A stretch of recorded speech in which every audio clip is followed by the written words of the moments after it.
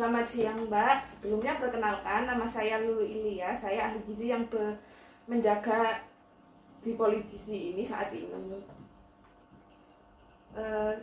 Sebelumnya ada yang bisa saya bantu? Iya Mbak, ini saya keluarga dari Bapak N. Saya diberikan saran dari dokter untuk ke Poligizi. Oh baik Mbak. Ya, terkait Bapak N tersebut, Mbak sudah tahu kan terkait penyakit yang dideritanya? Iya tahu Mbak. Baik, sebelumnya saya bacakan dulu ya rekam medis dari pasien tersebut. Baik Mbak. Yang pertama itu ada antropometri. Antropometri itu seperti berat badan, tinggi badan, dan status gizi pasien. Untuk berat badan pasien ini 75 kg ya. Untuk tinggi badannya itu 170 cm. Dan setelah saya hitung status gizinya itu masuk ke obesitas ya. Terus untuk berat badan ideal pasien ini harusnya 63 kg. Jadi Bapak disarankan untuk menurunkan berat badannya dahulu ya. Lalu yang kedua ada hasil laboratoriumnya. Di sini ada kreatinin. Kreatinin Bapak ini 2,1. Tapi normalnya itu 0,7 sampai 1,4. Jadi terlalu tinggi. Begitu juga dengan nilai BUN yaitu 99. Tapi normalnya itu 8 sampai 24 mg per desiliter. Jadi harus diturunkan juga. Terus elektrolit kaliumnya 2,9 mol, lebih rendah dari normalnya. Normalnya itu 3,5 sampai 5,3. Jadi ini nilai laboratorium ini terkait dengan masalah pada ginjal yang ada pada Bapak itu. Lalu yang ketiga itu ada fisik klinis. Kemarin itu berdasarkan asesmen ada nyeri perut ya. Terus perutnya itu membesar ya. Lalu ada mual muntah serta bibir kering dan pucat. Lalu kemarin tuh untuk tekanan darah terakhir setelah pemeriksaan itu 155/85. Masih tergolong cukup tinggi ya. Jadi harus diturunkan dahulu. Lalu untuk nadinya masih normal, laju pernafasannya juga normal. Oh baik Pak. Baik, saya lanjutkan ya. Saya ingin tanya mengenai riwayat makannya dulu seperti apa ya? Setahu saya dulu itu sering minum alkohol, terus sebelum makan ini sebelum di RS ini makannya cuma bubur halus, bubur nasi halus, makannya itu cuma 2 sendok selama 3 kali sehari. Juga suka merokok orangnya. Oh, berarti sedikit sekali ya Mbak ya makannya. Sebelumnya itu apa punya riwayat alergi? Tidak ada. Baik, saya lanjutkan ya. Nah, dari tadi seperti antropometri itu juga saya hitung kan kebutuhan gizinya. Dari riwayat pasien itu, energi pasien itu termasuk defisit ringan. Defisit itu artinya itu sangat kurang ya. Sedangkan untuk konsumsi protein ini masuk defisit berat.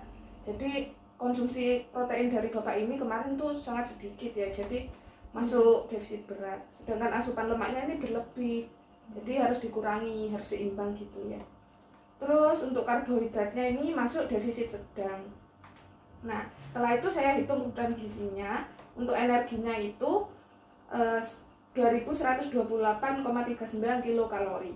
Untuk proteinnya itu 133 gram, lalu untuk lemaknya itu 23,6 gram, serta karbohidratnya itu 346 gram. Jadi nanti konsumsi pasien itu harus memenuhi kebutuhan gizi ini. Energinya itu berapa, protein berapa, lemak berapa, serta karbohidrat berapa. Oh iya Mbak, soalnya kemarin itu juga agak nafsu makan terus sama mual, jadi sedikit. Oh iya Mbak, iya. Lalu terkait penyakit pasien ini kan kemarin setelah dirujuk ke dokter bedah dan sudah menjalankan operasi laparotomi ya.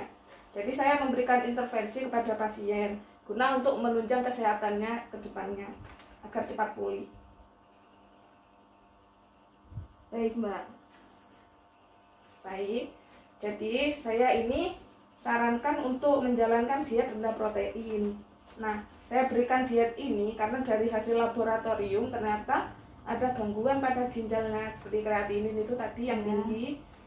Lalu saya berikan diet ini serta saya berikan leaflet ini untuk sebagai pegangan Mbak agar tahu gitu. Sebelum saya berikan, saya jelaskan dahulu ya biar lebih jelas. Nah, ini ada tujuan dietnya. Tujuan dari diet rendah protein ini untuk mempertahankan status gizi optimal. Jadi status gizi pasien itu jangan sampai turun gitu. Ya. Lalu untuk mencegah kadar ureum darah yang tinggi, lalu mengatur keseimbangan cairan elektrolit, dan mencegah atau mengurangi progres ginjal serta memperlambat turunnya laju filtrasi ya. Lalu untuk syarat dietnya ini, yang pertama energinya harus cukup, yaitu 35 kilokalori per kilogram berat badan. Jadi per kilogram berat badan itu dikalikan 35 kilokalori ini. Lalu yang kedua itu proteinnya harus rendah, sekitar 0,6 sampai 0,75 gram per kilogram. Dan sebagian itu harus menggunakan protein biologi tinggi. Biologi tinggi itu kayak daging-dagingan, ayam, ikan gitu yang dari protein hewani ya. Lalu yang ketiga ada lemak cukup sekitar 20 sampai 30% dari kebutuhan energi Bapak tersebut. Lalu karbohidratnya itu harus cukup. Lalu kan ini Bapak ada hipertensi, natriumnya itu dibatasi ya. Lalu yang keenam ada kalium juga dibatasi sekitar 40 sampai 70 mili. Lalu yang ketujuh ada vitamin cukup. Misal diperlukan nanti bisa diresepkan oleh dokter memberikan suplemen seperti vitamin C atau vitamin D ya. Lalu ini ada bahan makanan yang dianjurkan. Untuk sumber karbohidratnya itu ada nasi, bihun atau jagung, kentang, umbi-umbian, lalu diberikan madu, selai itu diperbolehkan ya. Untuk sumber proteinnya itu seperti tadi yang biologi tinggi seperti telur, daging, ikan, serta ayam. Lalu untuk sumber lemaknya itu ada minyak-minyak seperti minyak kelapa sawit, minyak goreng biasa itu, minyak jagung, lalu minyak kacang tanah, dan margarin atau mentega tapi yang rendah garam ya. Lalu ada sumber vitamin dan mineral itu kayak semua jenis sayuran. Kecuali kalau Bapak punya penyakit hiperkalemi, jadi pemilihan buah dan sayurnya itu harus yang rendah kalium ya. Lalu selanjutnya ini ada bahan makanan yang nggak dianjurkan diberikan ya.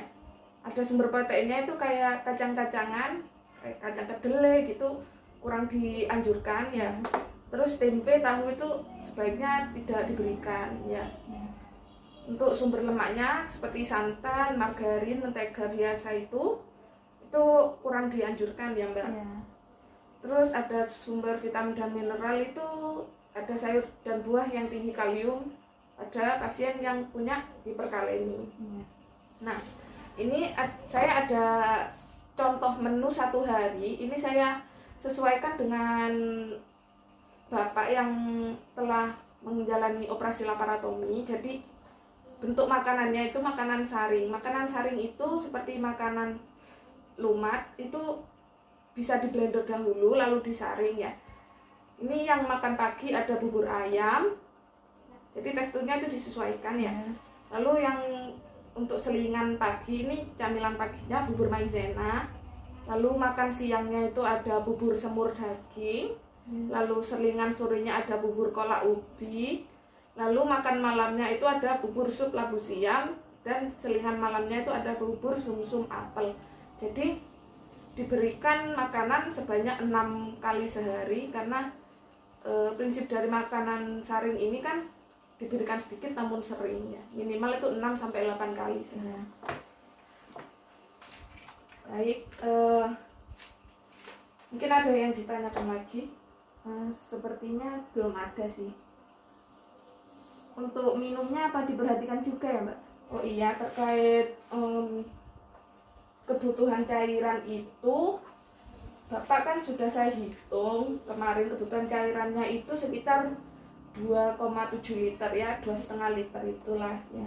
Jadi Bapak harus dimotivasi untuk minum cukup, Mbak. Bagaimana, ada yang ditanyakan lagi? Sepertinya sudah tidak ada, Mbak. Terima kasih banyak, Mbak. Sama-sama, semoga lekas sembuh. Terima kasih.